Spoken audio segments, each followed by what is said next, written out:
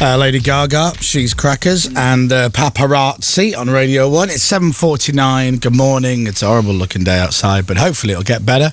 And it certainly will be better tomorrow for Vitifest, which is the festival taking place in Dave's back garden. It's not a festival, it's a small gathering. Dave, you've hired a portaloo and there are people camping.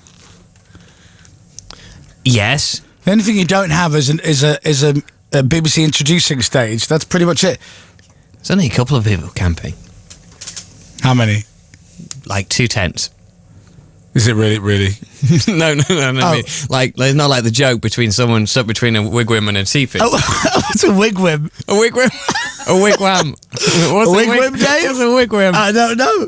That's how I'm going to greet you from now on. A wigwam. Wigwam, Dave. Wigwam. Good. That's a good time to let's move on. Yeah.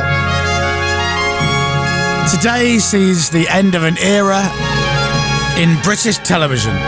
Millions will be tuned in for the famous piece of music and the famous lady.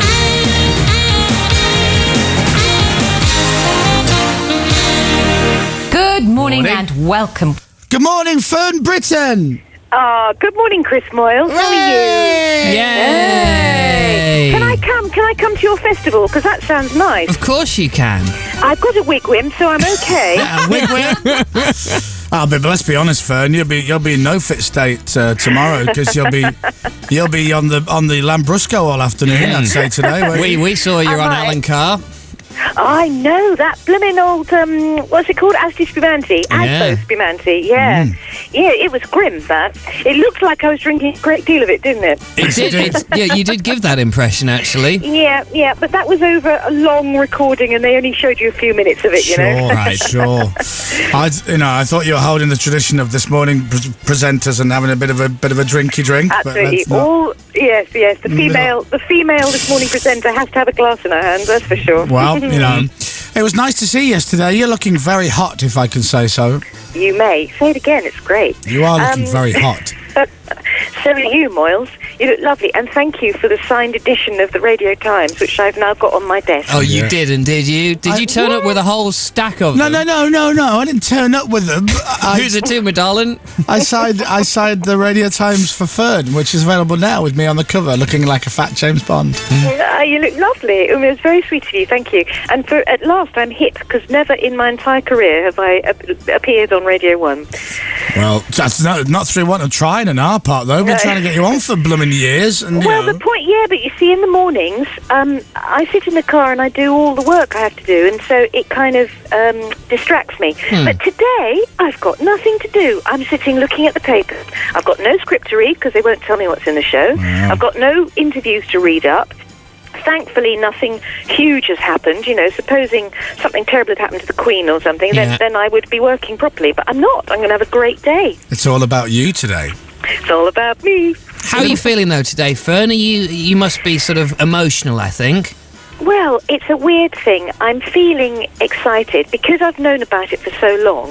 It's a bit like having a baby. I just want the blooming thing out now. I just want it done.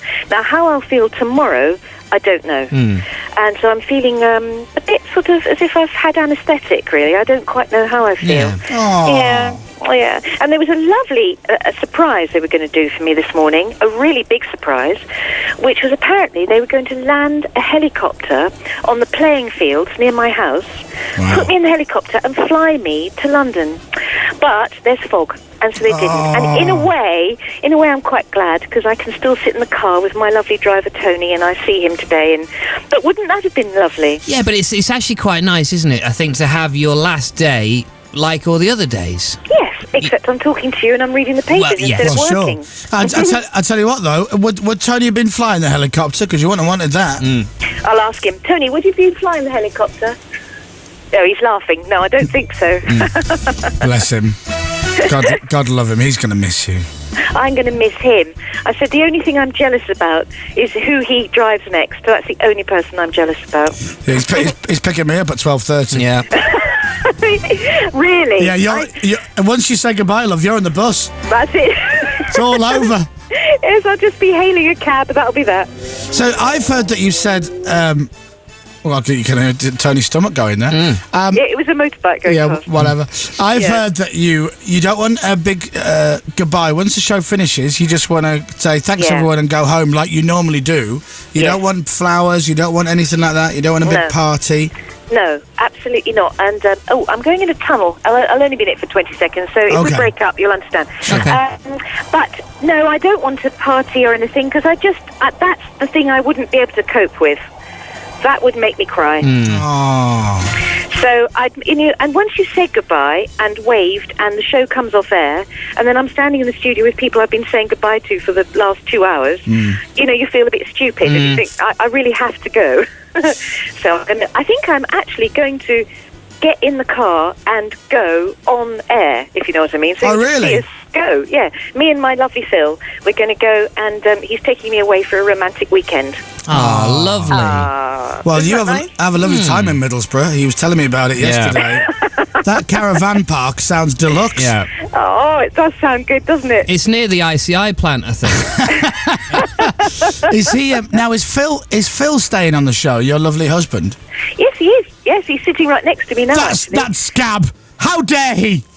Now, Chris Moyles is calling you a scab because you're going back to the show and I'm not. Do you want to work? You tell him yourself. Here he is. Oh no! Okay. Put him on.